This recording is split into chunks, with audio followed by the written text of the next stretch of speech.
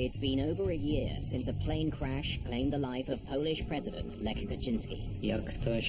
How could it have happened if the plane crashed and didn't reach the airport? Worse, the president's plane crashed on Russian soil. This was a chief of state of a neighboring country, an extremely sensitive political measure. Russian experts have conducted an investigation and reported their findings. The Polish pilots are at fault. It seemed there was some kind of dirty trick here. Conspiracy theory sprung up immediately. Polish Interior Minister Jerzy Miller has examined the evidence and has come to a different conclusion. Everyone understood the importance of this investigation. The stakes go far beyond aviation safety. The pride of a nation and even its political future may hang in the balance. It's not every day that they have to investigate a plane crash, and it's a matter of top political importance.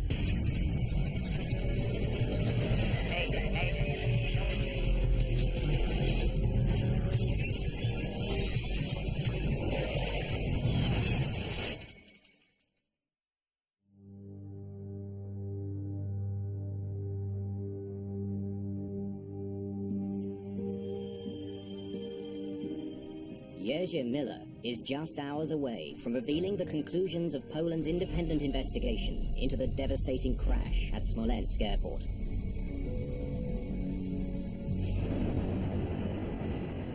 It all started 15 months earlier.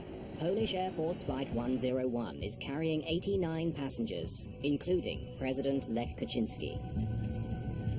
4 of Poland's best pilots are in the cockpit. They're elite military airmen from the country's Special Aviation Regiment. Have you decided yet? Throttle down. Throttle down. Just after 10 o'clock, the plane begins its descent to Smolensk. The state flight from Warsaw took off at 9:27 this morning.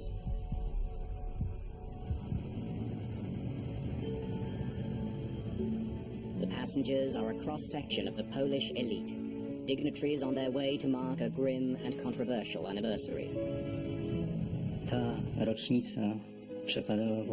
This anniversary was on April the 10th.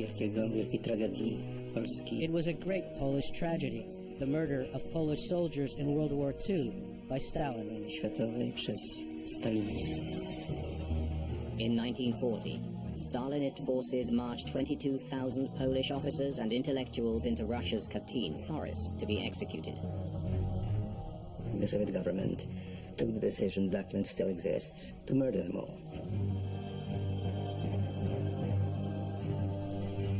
For decades after World War II, the Soviet Union held Poland firmly in its grip. Until the fall of communism, the Soviets denied all responsibility for the Katyn massacre. The history of Polish-Russian relations has been very difficult, especially when it comes to the Soviet period, because no one wanted to have blood on their hands for shooting the Polish officers. For the first time, the Russian government was acknowledging the crime committed and the pain that the Poles still feel for that crime. No one better understands Poland's troubled past than President Kaczynski. He's a highly respected statesman with political roots in the anti-communist solidarity movement of the 1980s. Kaczynski cared extremely deeply about Polish national tradition, wanted to be there to commemorate the dead on the anniversary of the massacre. By visiting a memorial near the site of the massacre, the Polish president is taking an important step towards reconciliation. Of course, there was a lot of media attention for this event. We started preparing and making arrangements around 2 weeks ahead of time. The man who has organized this momentous occasion is Director of Protocol Mariusz Kazana.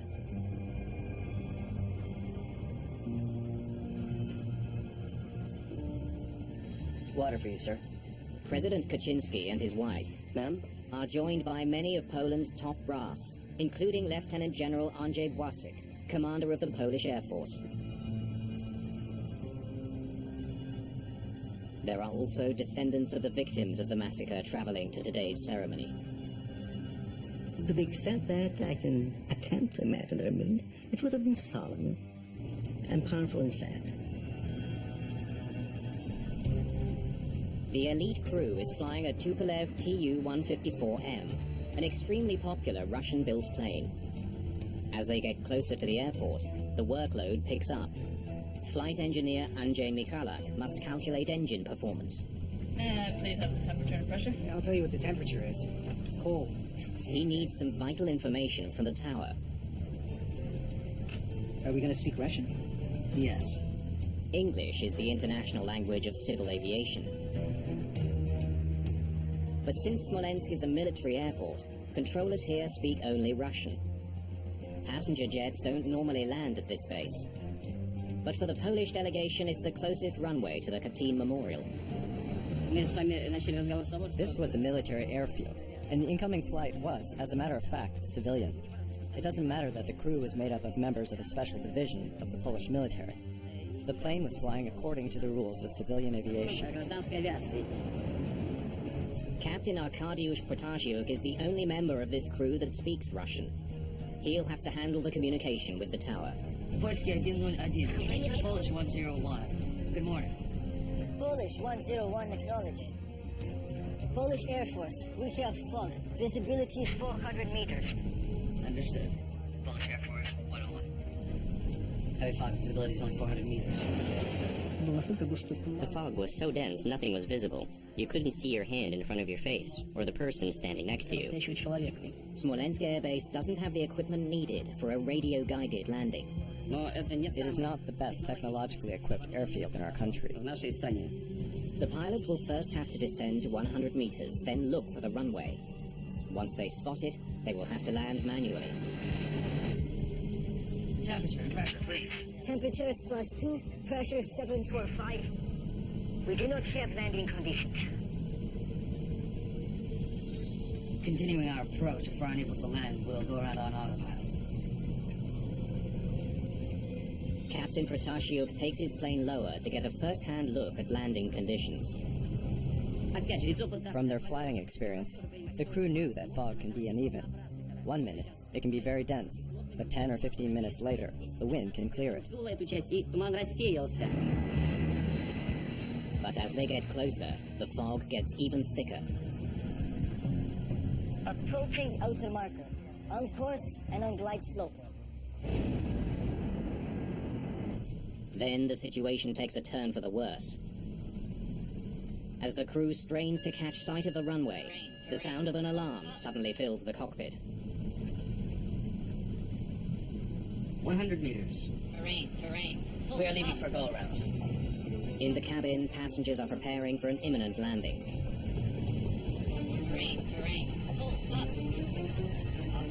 90 meters. But the crew is struggling to make the plane climb.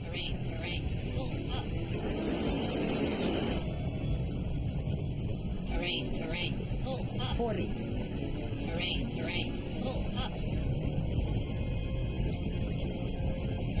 30. 20.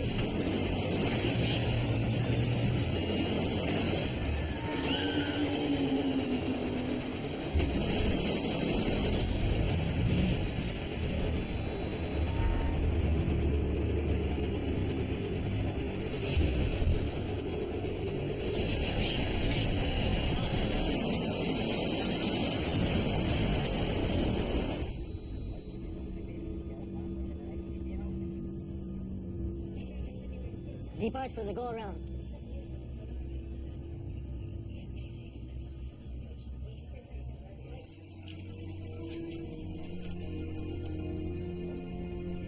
How long has it been? One of the darkest days in Polish history. A day that was to have been commemorated by the president himself will now be remembered for yet another tragedy.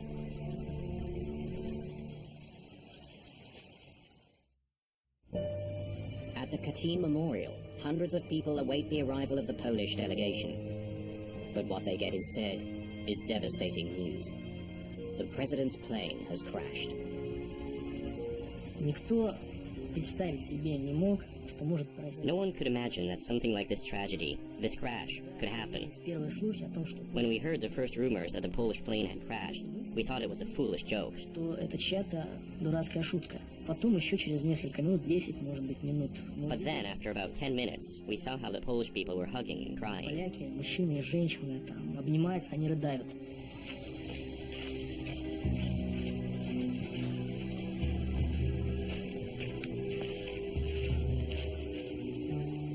Первоочевидец, который снял There was a witness who used a cell phone to record the very first seconds of the tragedy, when you could still see the fire, when the fuel was still burning. значит, топливо горело. Minutes after the crash, military personnel and rescuers converge on a forest 420 meters short of the runway. They discover a scene of total destruction. The charred remnants of the president's plane litter the ground. Когда я приехал к месту падения, первое мое When I got to the crash site, my first impression was, when did they remove all the bodies? But after I got a closer look, the picture was very sad. There were body fragments, 96 people, and not a single full body. I couldn't even imagine this was possible. человек и ни одного целого тела. No one has survived. It's a monumental tragedy.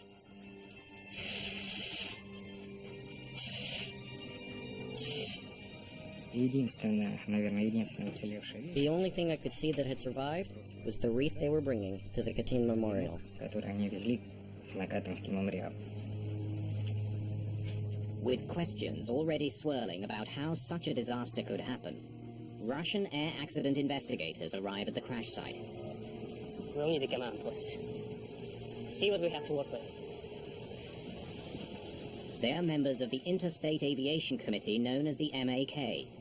Let's start over there. Their task will be to figure out what happened and why. We need to map every quadrant.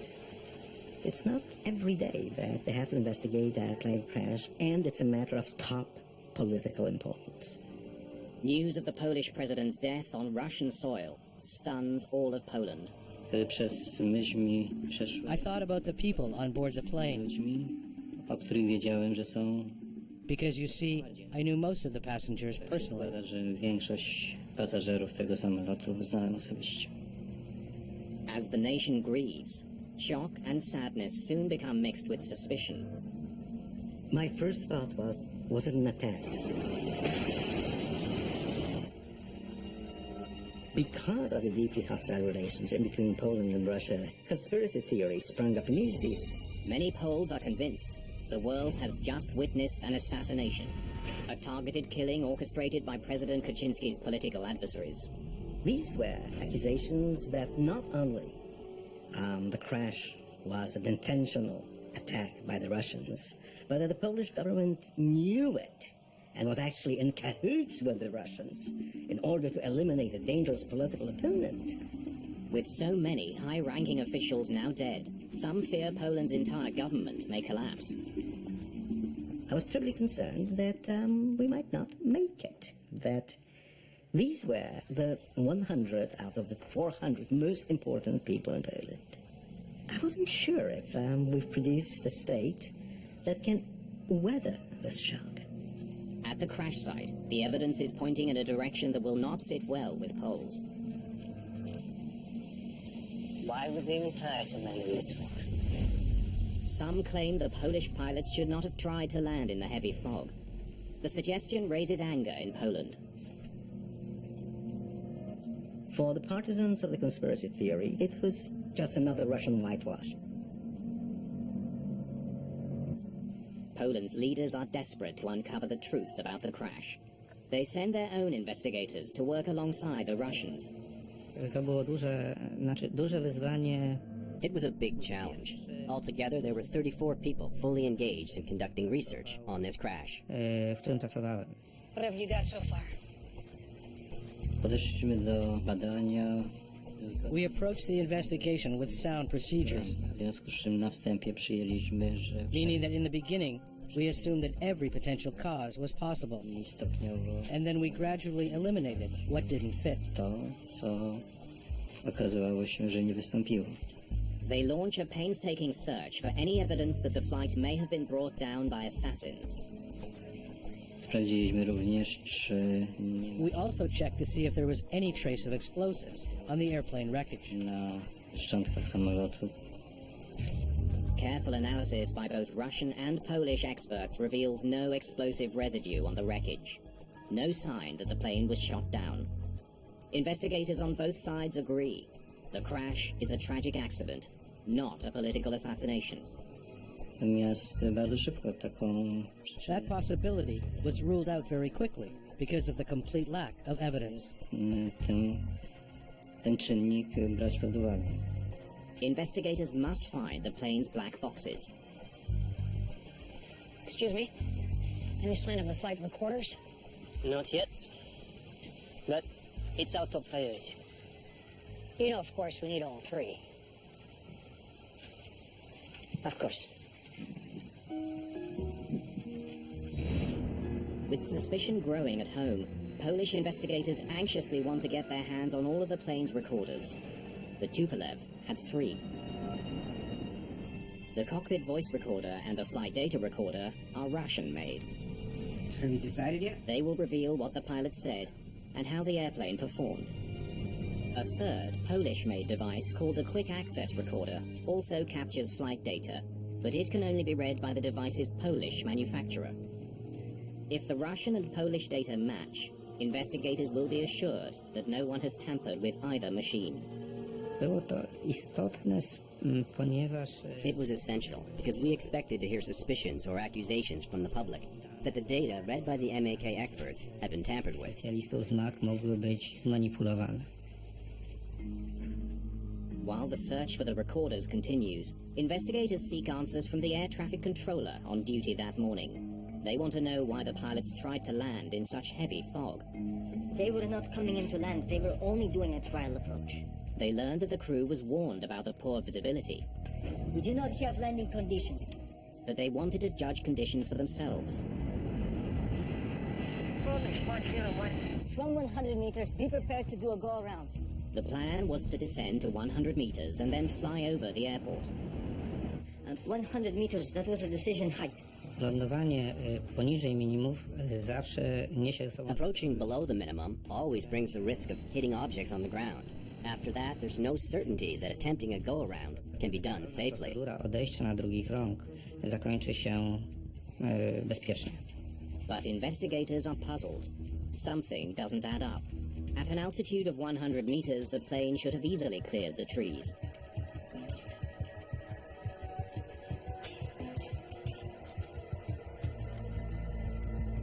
Surveying the forest, they work to identify the first tree the Tupolev slammed into. They find it slightly more than a kilometer from the runway.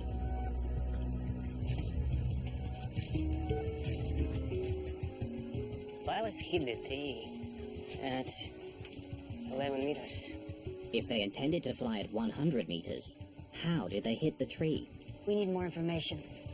For some reason, the presidential jet was flying dangerously low as it sped towards the airport. Was it a failure of the Russian plane, or a mistake by the Polish crew? Investigators move one step closer to finding some answers with a major breakthrough: the recovery of the 2 Russian-made black boxes.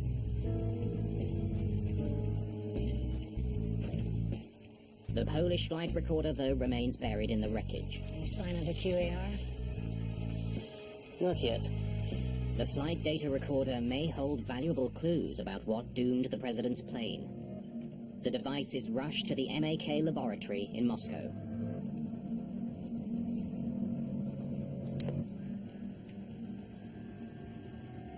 Investigators download the data, searching for any sign of an onboard mechanical failure. But the analysis comes up empty. Looks like everything was functioning. Until the moment the plane struck the first tree, there was no malfunction whatsoever. We'll send you a copy of the data. It's beginning to look like the initial speculation is true. The Polish pilots may be at fault. Polish investigators need to be sure the Russian data has not been tampered with. Their only hope is to find the missing Polish-made flight recorder. But so far the search is proving fruitless. Dopiero nałożenie tych Only by combining all the parameters could we answer the questions. Did the crew follow procedures? Was the plane working properly to the end? Czy samolot do końca był sprawny? Meanwhile, investigators from both countries turn their attention to the cockpit voice recorder. Jest to bardzo ważny element, który zawsze pomaga osobom, które... This is a very important element that helps accident investigators understand the crew's last moments in the plane. No, aktywności załogi w samolocie. Ready? Let's go ahead. They immediately notice something unusual.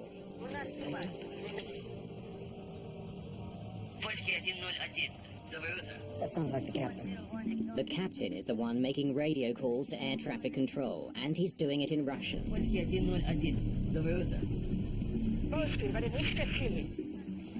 the captain making the radio calls? Proper aviation procedures call for the navigator to handle the radio, while the captain concentrates on flying the plane. Investigators suspect the captain decided to handle the radio himself, because he was the only one who could speak Russian. Dla dowódcy, który, tak jak wcześniej rozmawialiśmy, The captain who was flying the plane was in charge of the crew and handling the radio communication. His workload was too heavy. to obciążenie było zbyt duże. Moments later, the recording reveals something even more surprising. Mr. Director, fog has rolled in, and the conditions we have right now will not be able to land. Who is he talking to? Mr. Director, the fog has rolled in. The conditions we have right now, we will not be able to land. We'll make an attempt, but it probably won't work. Ben, we have a problem.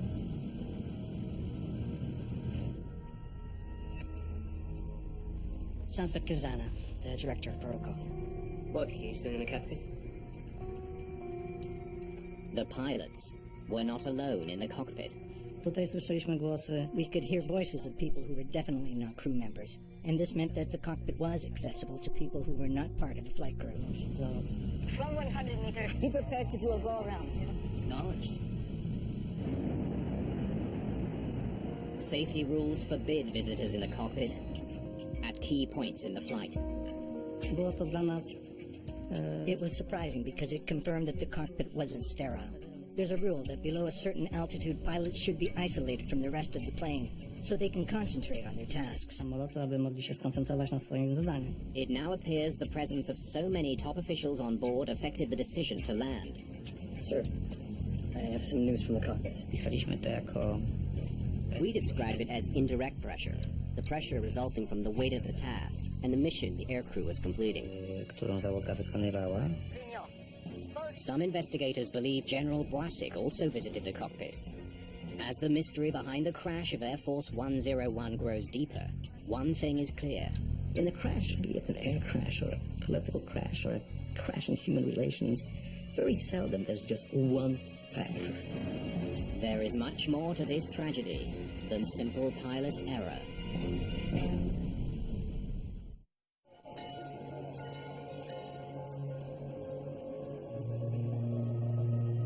While Poland mourns the loss of its president, suspicion and doubt still linger over the cause of his death. Conspiracy theories are spreading.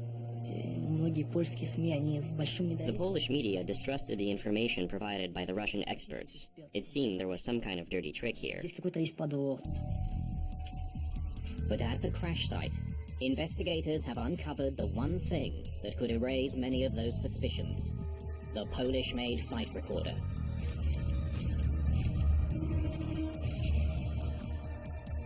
Finally, Polish experts can study the data from both flight recorders side by side. They look for any discrepancy, any hint that the black box data has been altered. After a careful analysis, they reach a definitive conclusion. All the data's here. The two sets of data are a perfect match. Było to dla nas bardzo ważne, ponieważ It was important for us because it removed all doubt that the data might have been manipulated. możliwości zmanipulowania zapisu. With the data verified, investigators refocus their attention on the cockpit voice recorder. Turn on your landing lights. Lights on. They hear a warning that the plane is dangerously low. But strangely, the pilots don't seem to react to it. You can't see a thing. Why aren't they concerned about their altitude? They should be. Działanie pilotów The reactions of the pilots and the crew should be immediate, without any hesitation. dla nas, podczas gdy wysłuchaliśmy pierwszy raz, When we listened to the recordings for the first time and heard the very clear system warnings, it was very surprising that the crew didn't react properly. że załoga nie zareagowała w sposób właściwy. Turn on your landing lights. Investigators are puzzled by the crew's behavior. They compare the plane's intended flight path to the altitudes called out by the navigator. 100 meters. 90 meters. 40. 30. 20. Stop. 40. Just after the navigator calls out 20 meters, 20. the unmistakable sound of the plane hitting the first tree. 20 meters? They hit the tree at 11 meters, not 20. Something's not right. The navigator is calling out 20 meters, but the plane is only 11 meters from the ground. They didn't know the altitude. The recording leaves investigators with two important questions.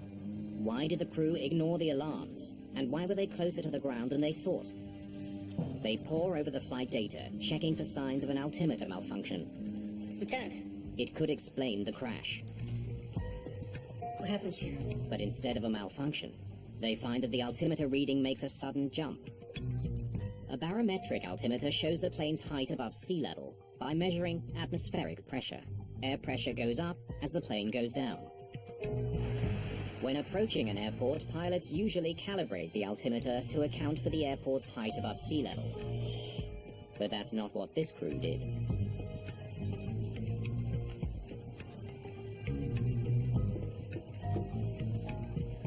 Someone reset the altimeter. Jeden z członków załogi przedstawił wysokościomierz. One of the crew members switched the captain's altimeter to a pressure which changed the altitude reference. Odebrał informację, że samolot The plane seemed a little bit higher than it was in reality. wyżej niż był faktycznie.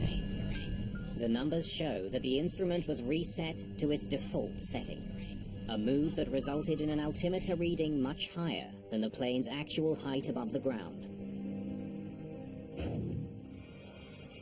Why would a pilot do that? Polish investigators take their questions to pilots from the same special regiment that flew the president. What do you think they were doing? They learned that military pilots sometimes use the barometric altimeter to solve an annoying problem. The altimeter is connected to the Terrain Altitude Warning System, or TORS. It alerts pilots if they're getting too close to the ground.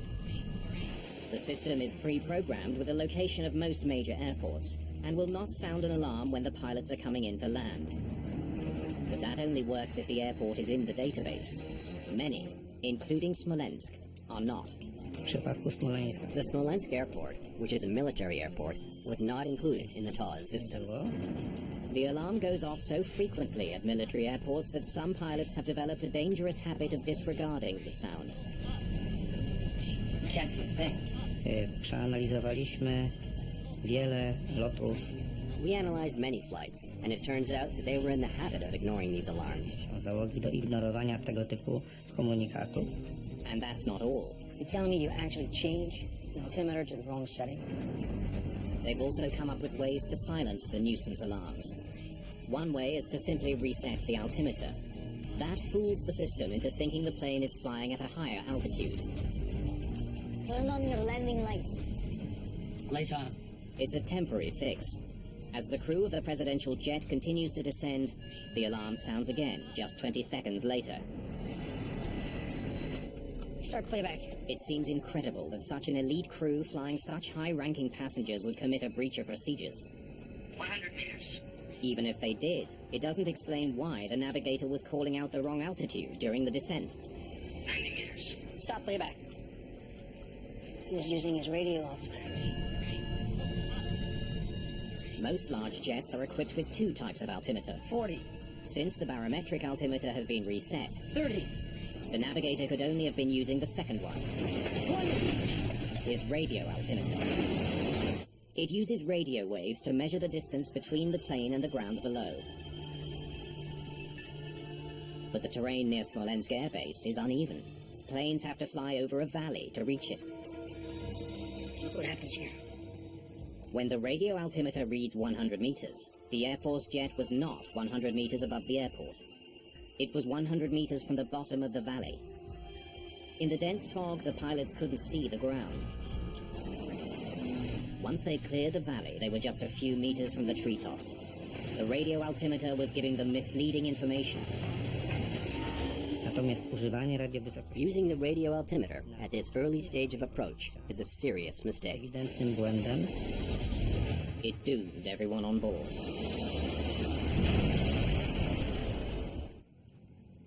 Investigators have discovered why the plane crashed into the forest. But there is another question to consider. Why would he even try an approach in such foggy weather? Temperature +2, pressure 745. We do not have landing conditions. The pilots were warned that conditions were not suitable for landing, yet they persisted and descended towards Smolensk Airport. należało po uzyskaniu informacji After getting the information about the fog and visibility, the decision to fly to the alternate airport should have been made immediately. na lotnisko zapasowe. A closer look at Captain Protasiuk's history may help explain that decision. This was not the first time he'd flown with the President of Poland. W Polsce znali Everyone in Poland knew what happened a few years ago when the captain served as the co-pilot during the Azerbaijan flight. pilota w locie do Azerbejdżanu. In August of 2008, the President wanted to fly into a war zone. Protasiuk was the first officer on the flight. I'll inform ATC of your decision. Negative, we will not be landing in Tbilisi. The captain refused to fly to an unsafe airport. Jego dowódca miał wydane polecenie. His captain was ordered to land in Georgia, but he did not follow this order. Nie zastosował się do tego polecenia. The captain of that flight paid a high price for being cautious. This seriously affected the pilot's career. He was never chosen to fly for the President again. There was no direct pressure from the president. But we all know, and certainly the pilots remembered, what happened when the pilot refused to land in Tbilisi. He probably didn't want to lose his job. Mr. Director, the fuckers rolled in. We'll make an attempt, but it probably won't work. No one wants to disappoint a president. Though Protasiuk knew landing was risky, he may have wanted to show his passengers that he was willing to try. Żeby było wszystko jasne, ta osoba To be clear, this person did not give any instructions, natomiast but just his presence in the cockpit interrupted the workflow, the decision-making and communication among the crew. między członkami załogi Polish Air Force 101. We have fog. Visibility 400 meters. Understood. Polish Air Force 101. Having to communicate with the tower in Russian only made things more stressful. Meters. Понял. Польский воздушный цель 101. All the pressure may have led the captain to make a fatal mistake. Continuing our approach. If we're unsuccessful, we'll go around on autopilot. He plans to engage the autopilot's go-around function to climb away from the airport if he doesn't like what he sees. Pushing the go-around button should quickly increase power to the engines, enabling the plane to climb. But that can't work at this airport. podstawowy błąd, podstawowe The key error was the assumption that it would be possible to climb in autopilot mode. możliwe jest odejście w trybie automatycznym. For the go-around function to work, the autopilot must be locked onto a specific beacon at the end of the runway. It's called an ILS beacon. But Smolensk Air Base doesn't have one. 100 meters. We're leaving for a go-around. Protasiuk waited 5 seconds for the plane to climb out on its own before realizing he'd made an error. 90 meters. By the time he realizes his mistake, it is too late. There's no dispute. The crew mishandled the approach. But Polish investigators don't think they are the only ones at fault. Approaching outer marker. On course and on glide slope. The air traffic controllers were responsible for guiding the plane to a safe landing.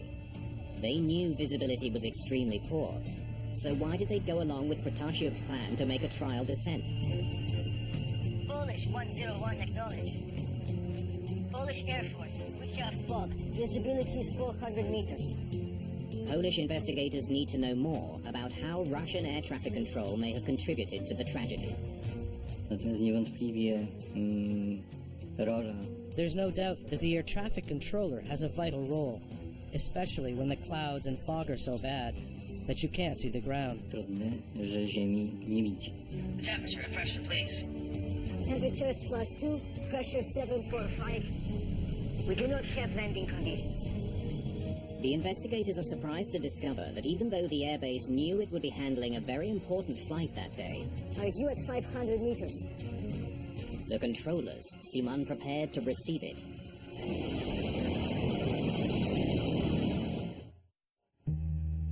Interviews with the Russian air traffic controllers revealed that they had difficulty tracking the plane on its descent.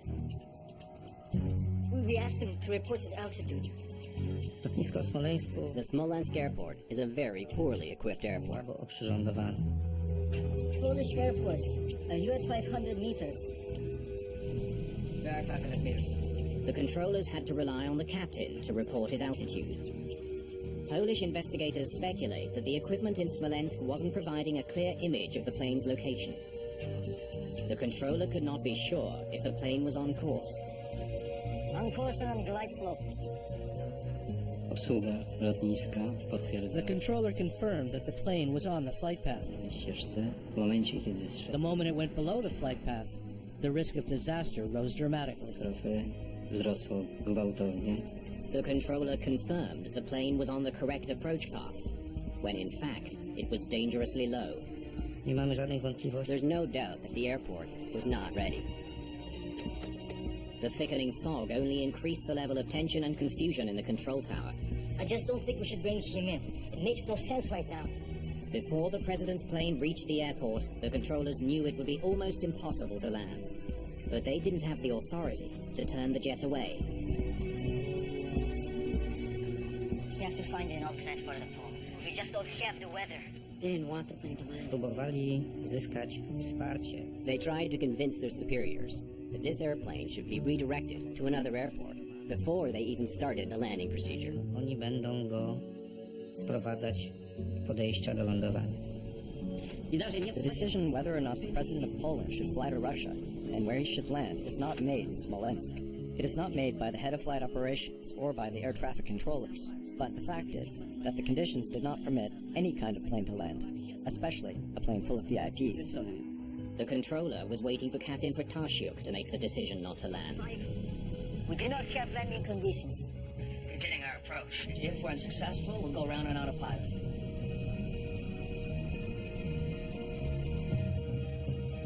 It's his call. Let them continue on their own.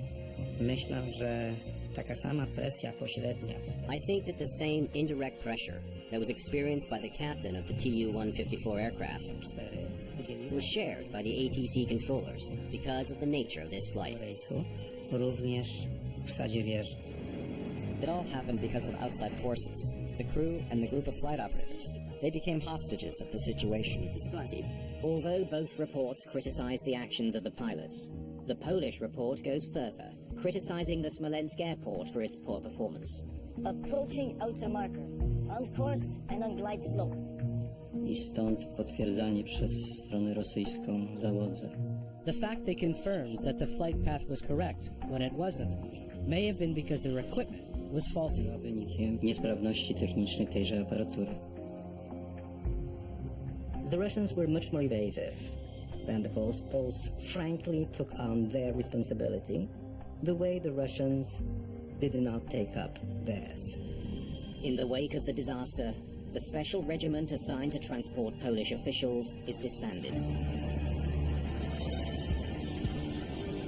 A little more than a year after the accident, Poland's Interior Minister Jerzy Miller presents his findings to the world. The Russians dispute his report's conclusions about Smolensk air traffic control. Despite 2 reports to the contrary, deep suspicions persist, including the belief that the president was assassinated. You have people who are desperately trying to understand what happened, and they're given information They're not qualified to assess. I mean, I'm not qualified to assess information of the Russian or of the Polish Commission or of the counter-experts. I'm not an expert. So finally, I have to decide whose experts do I trust. In the end, two historic adversaries managed to put aside their differences and work together for a common goal. Cel jest prosty. The goal is simple. Every accident must teach us a lesson. Dla wszystkich, jak szkolić załogę. How to train the crew to make safety their highest priority when making decisions. Jako najwyższą wartość. Unfortunately, learning that lesson has come at a very high cost. Bardzo dużo nas ta nauka kosztowała.